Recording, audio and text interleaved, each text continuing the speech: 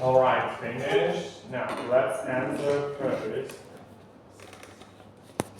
Let's answer first the mistakes.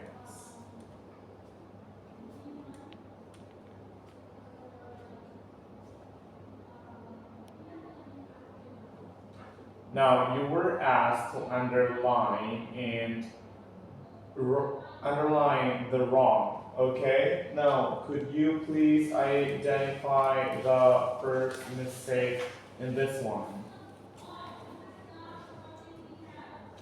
Cleaning up your home can actually save you money. If you have a lot of clutter, try to get rid of this. You can look around the house for items that you do not use and sell them off and give them away. One key way to reduce your spending and money.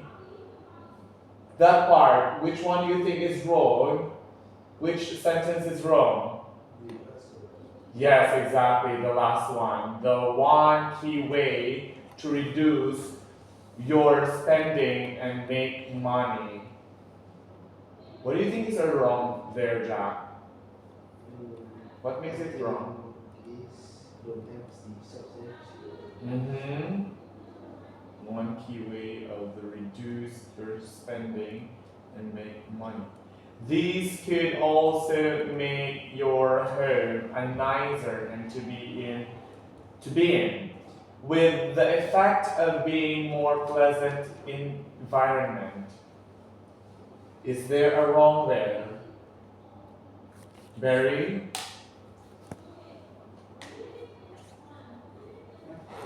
Huh? Which sentence? This could also or with the effect? It's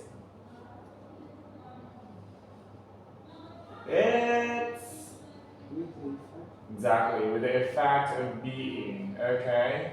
Next one.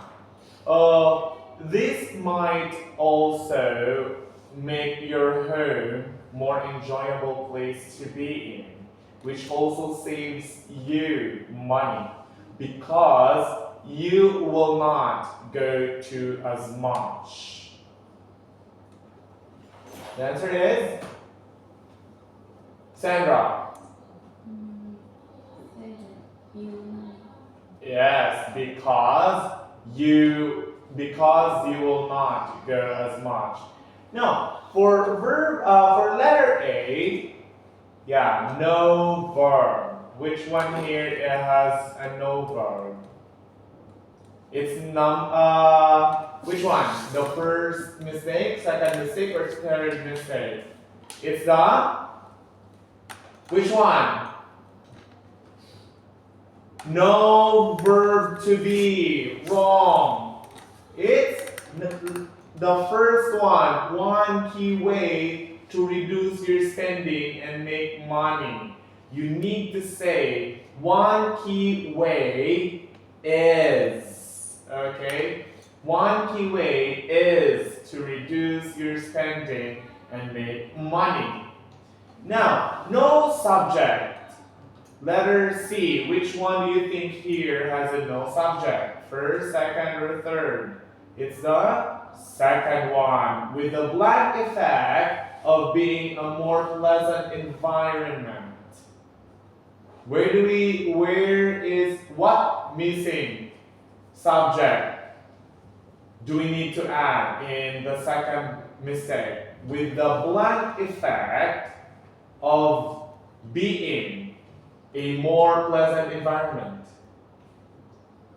What missing subject is lost there? It's what missing subject? It. Okay? With the effect of it, you need to put it after of, being a more pleasant environment. How about a missing clause? There is a missing clause here. For the last one, you need to add up, you'll spend less. You'll spend less because you will not go out as much. Now put the words and phrases in the correct order. Now we are here to make sentences and add punctuation and capital letters. Were you able to do this? Huh? Yes or no? Jack, what is the correct formation of number 1?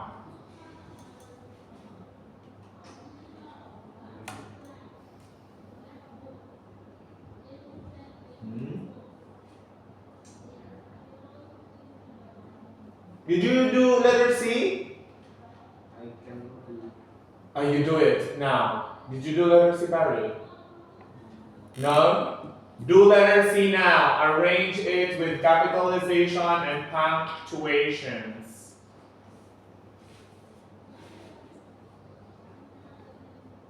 Sandra, are you able to do that? Letter C.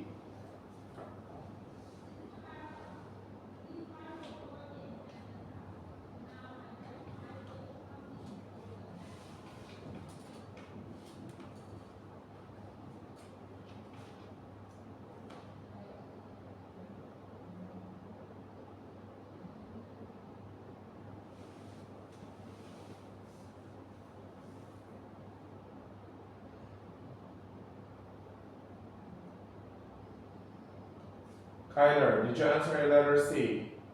Answer it. Arrange in order.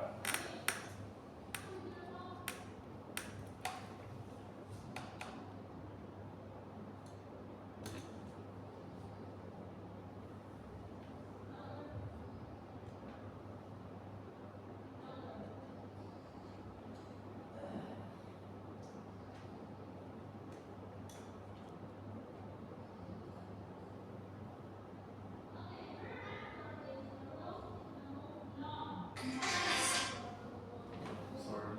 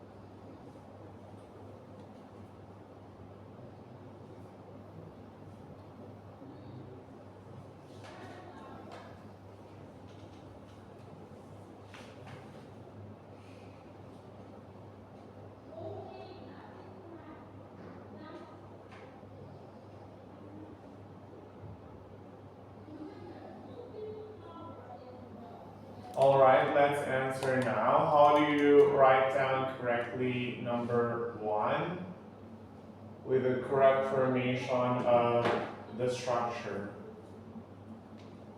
Barry, could you tell me your answer for number 1?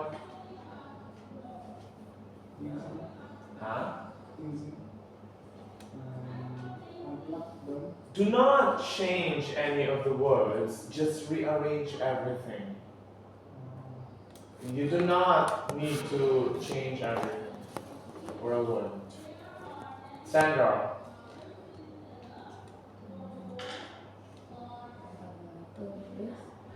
No. Jack? Could you try yours? I cannot do the first one. Okay. Kyler. Elisa. Many electronic devices use a great deal of energy, so unplug them when you can. No punctuations.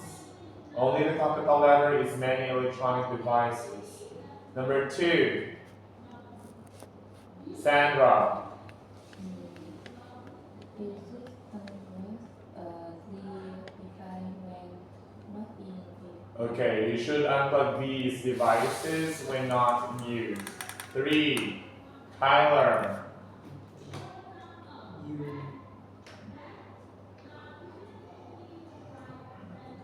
You will save money. But you nice in house. But it will save money. No. Alisa. No. Barry. It might seem hard, comma, but you will save money. 4. 4. Many people neglect to do this because they simply do not have the time, or because many people simply do not have the time, comma, they neglect to do this. All right, everybody, let's have a test listening practice now. Do not lose your copies, okay? We'll use that next meeting. I'll give you 5 minutes to underline keywords. Please underline keywords now. Lisa, put your phone inside your bag. No things on the table. Only pens and the paper. Keywords, underline, not rely on your phone.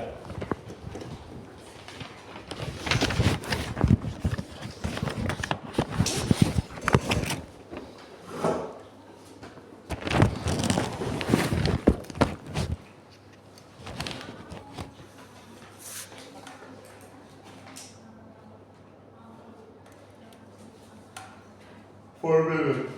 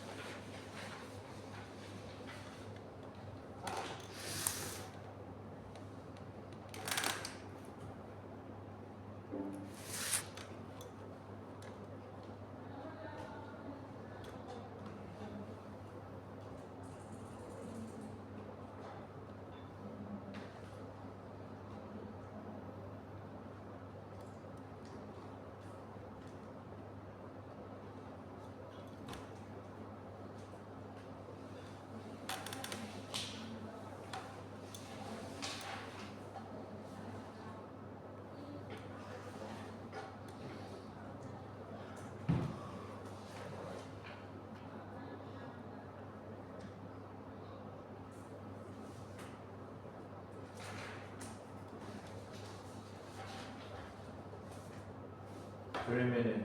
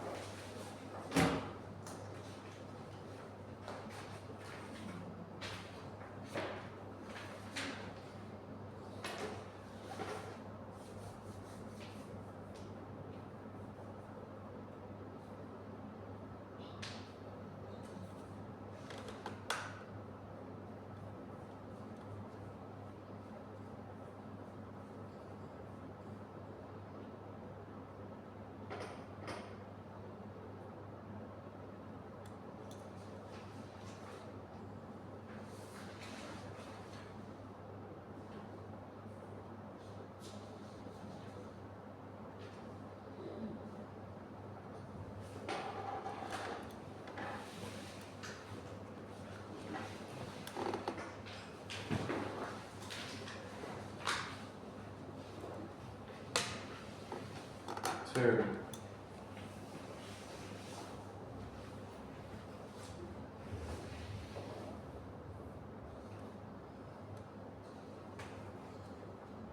Lisa, put your bag there.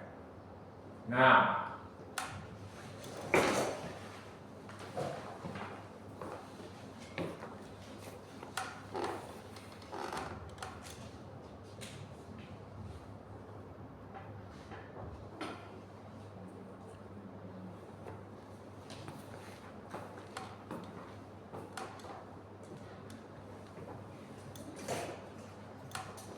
One minute.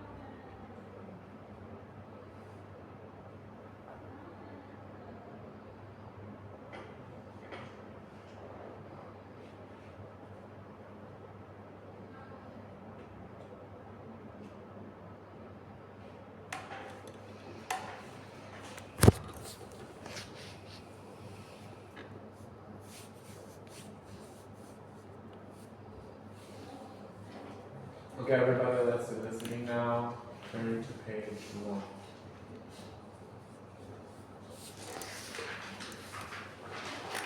Test 3. This is the IELTS listening test. You will hear a number of different recordings and you will have to answer questions on what you hear. There will be time for you to read the instructions and questions, and you will have a chance to check your work. All the recordings will be played once only. The test is in 4 parts. At the end of the test, you will be given 10 minutes to transfer your answers to an answer sheet. Now turn to part 1.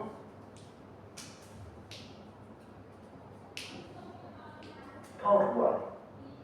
You will hear 2 neighbours who live in an apartment block talking about shopping for food. First, you have some time to look at questions 1 to 6.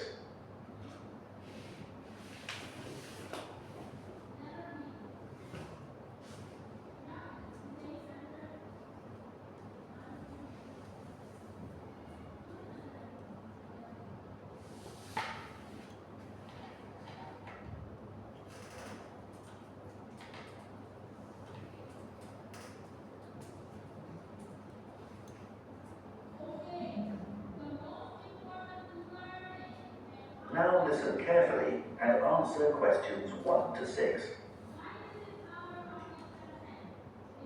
Hi, Shannon. How are you settling into your new flat?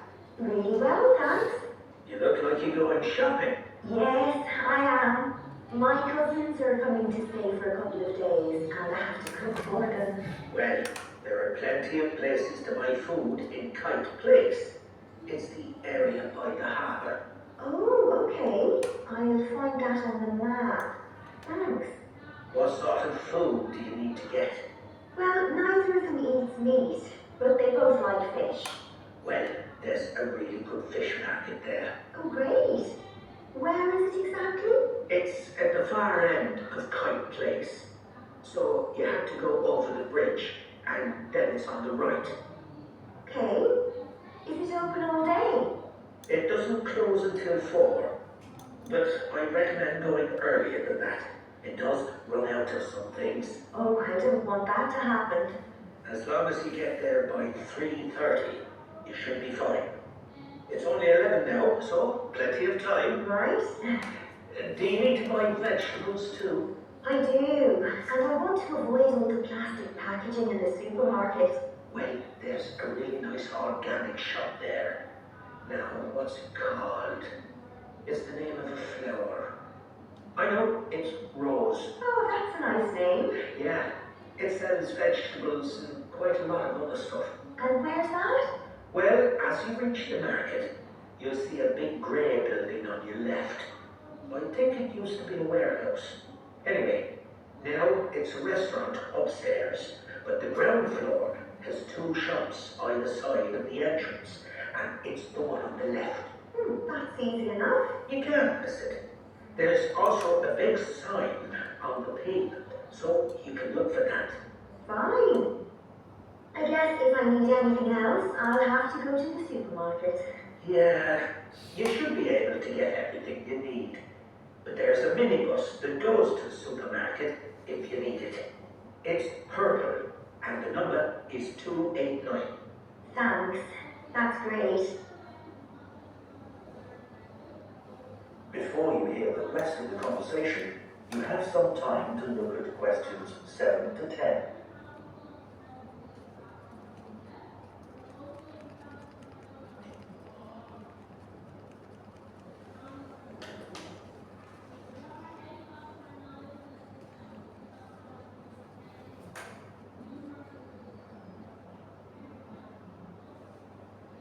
Now listen and answer questions 7 to 10.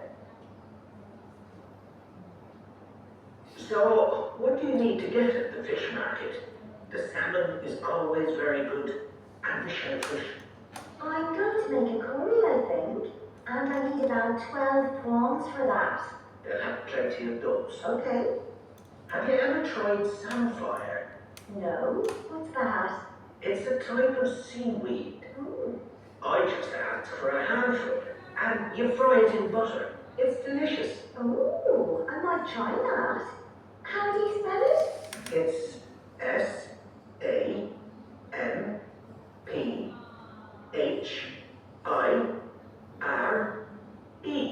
Great. It's always good to try something different. Yeah.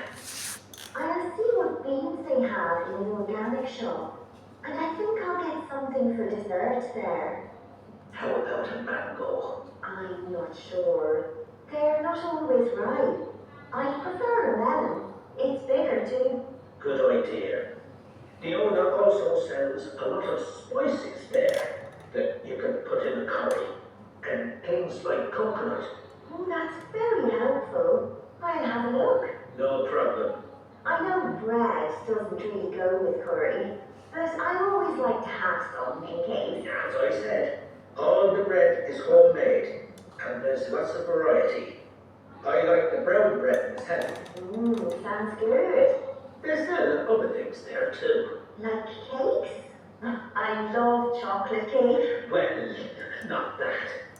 But they have a whole range of tarts, and the best are the strawberry ones. Perfect. Hopefully I won't even have to go to the supermarket.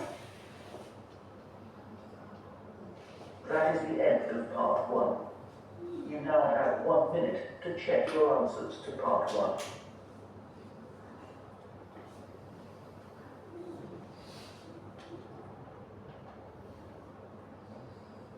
Part 2. You will hear the organizer of a children's book festival giving some information about it on a local radio program. First, you have some time to look at questions 11 to 16.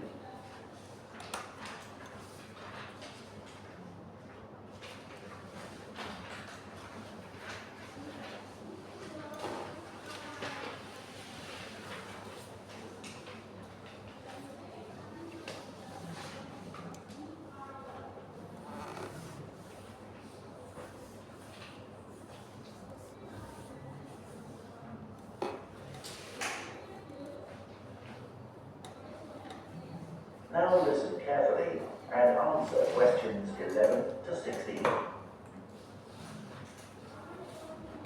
The Children's Book Festival is coming up again soon, and here to tell us all about it is the festival's organizer, Jenny Morgan. So tell us what we can expect this year, Jenny. Well, as usual, we've got 5 days of action-packed, exciting events for children, with writers coming from all over the country getting involved. Just to give you an idea of what's on offer in the workshops, first of all, there's a very special event called Superheroes. This is a chance for deaf children to share their reading experiences with author Madeline Gordon, who is herself hearing impaired. Just Do It is a practical workshop led by the well-known illustrator Mark Keane. He'll take participants on a magical journey to faraway lands with an opportunity for aspiring actors to do some role play. Count on Me is an inspiring and entertaining look at the issues of friendship for 13 to 14-year-olds.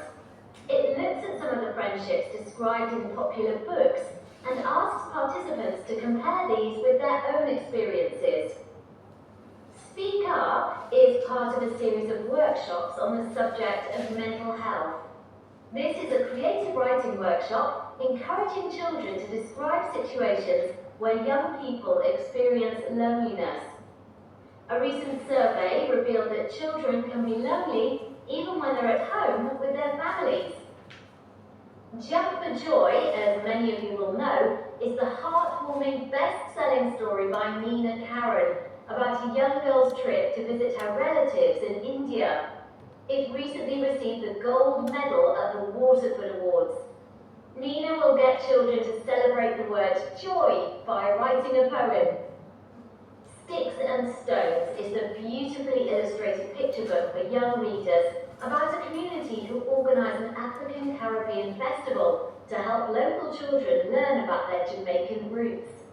This will be a musical event where children will have the chance to play steel drums. This is bound to be very popular, so please book as soon as possible. Before you hear the rest of the program, you have some time to look at questions 17 to 20.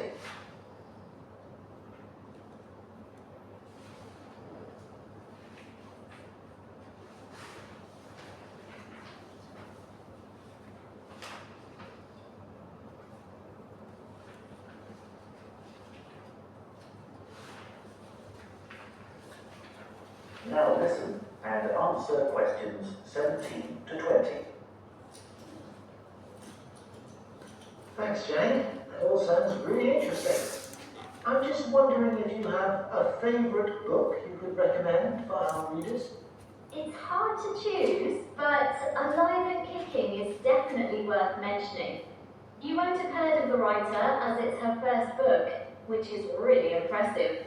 It's basically the teenage diary of a boy from Somalia who comes to live in the UK. It deals with the serious issue of immigration and all the challenges the boy has to face at school and with the language barrier, etc. Usually, books like this are quite sad, but this one actually made me cry with laughter. On each page, there are simple but hilarious black and white stick drawings of the boy with his friends and teachers.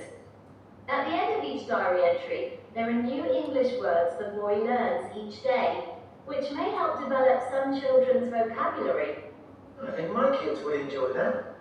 What about any advice for parents on how to encourage their children to read more? Well, this is something I get asked about a lot. There are so many distractions for kids these days that it can be hard to find time for reading. One thing I'd say is to make time to sit down with your child and share books with them. A lot of parents give up reading aloud to their children as soon as they learn to read independently, but this is a mistake. It's good to read more advanced books to them, as it helps to develop their vocabulary. If you don't have time for this, then let them listen to audiobooks.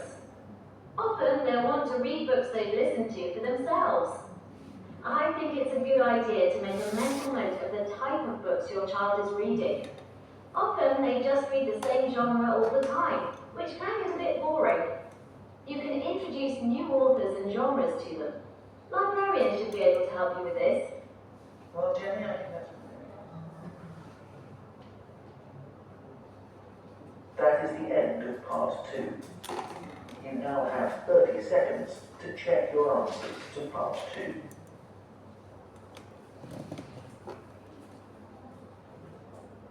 Part 3.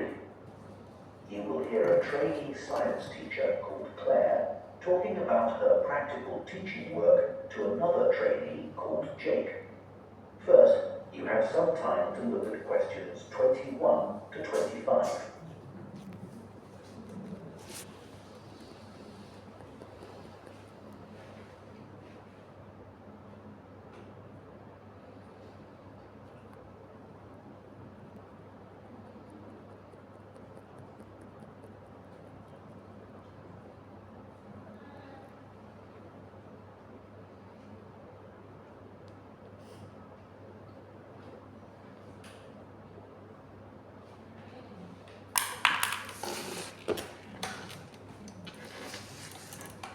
Now listen carefully and answer questions 21 to 25.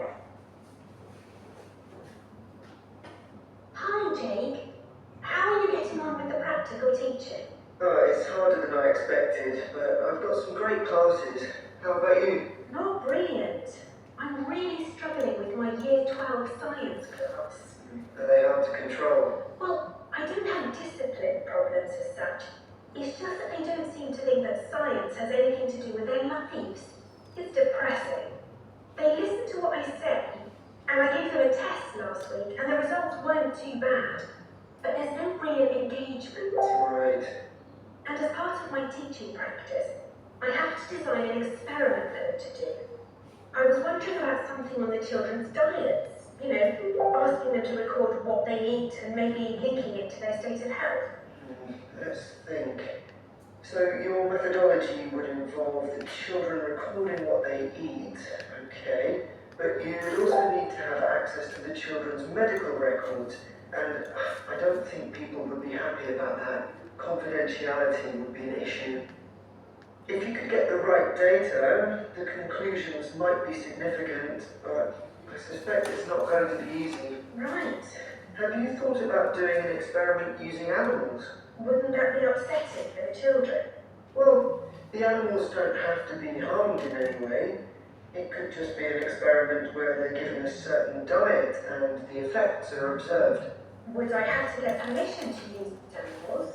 Yes, You'd have to submit an outline of the experiment and fill in a form, but it's quite straightforward.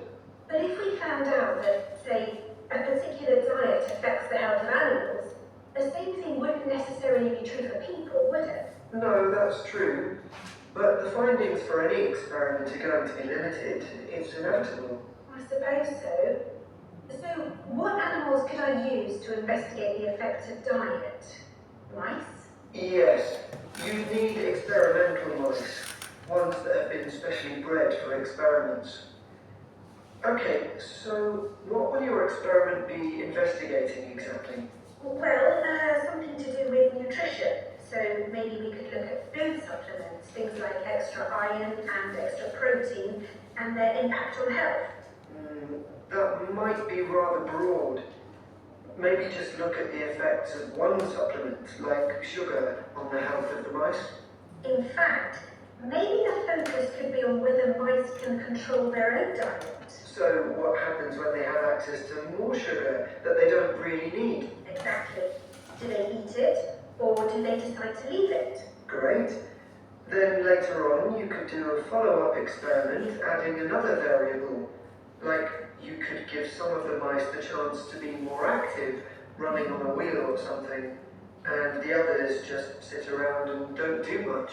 Or I could repeat the experiment, but change the type of food I provided, or use mice with a different genetic structure.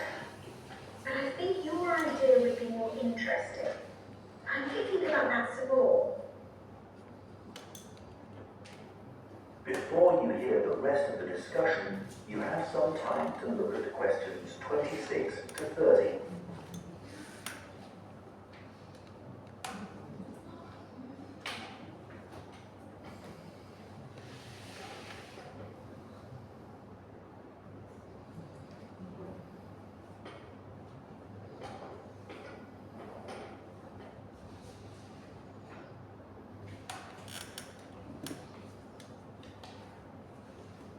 Now listen and answer questions 26 to 30. So, can I talk through a possible procedure for the experiment where mice are given a sugar supplement? Sure. I did a similar experiment in college actually. Great. So, how many mice would I need? I'd say about 12, and all young ones, not a mixture of old and young. Okay. And I need 2 groups of equal sizes, so 6 in each group. And how would I tell them apart? I suppose I could put some sort of tag on one group, or just mark them in some way. You could use food colouring, that wouldn't hurt them. Perfect.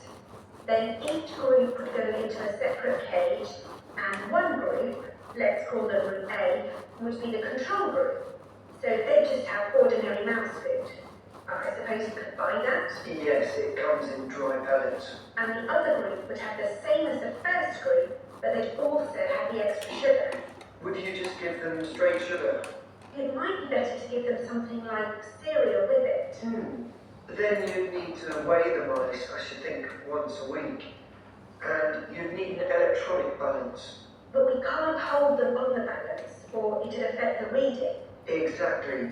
So you need something called a weighing chamber to stop the mice from running away.